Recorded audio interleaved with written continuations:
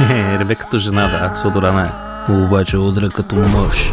Ако се чудите защо Ели ме прибила на ринга на Max Fight, бях се облякал в новата колекция, понеже съм фен на спорта. Взех и на Ели, защото е фен на спора. Какво ще кажеш? Но си добре вече. Нали? Кам ти.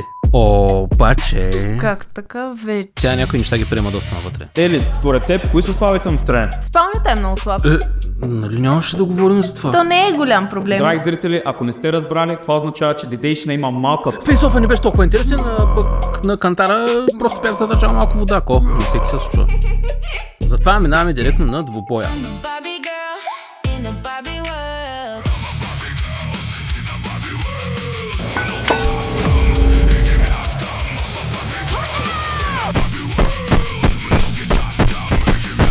Сега някои хора казват, че не било двубой, а побой, ама пред мен не беше чак толкова зле, да знам. Просто аз съм джентълмен и никой не бих ударил жена. Пък и апартамента, в който живеем, на майка й. Абе, не знам, че накрая имаше полука за взимане. Доволна ли сте от развоя на спора?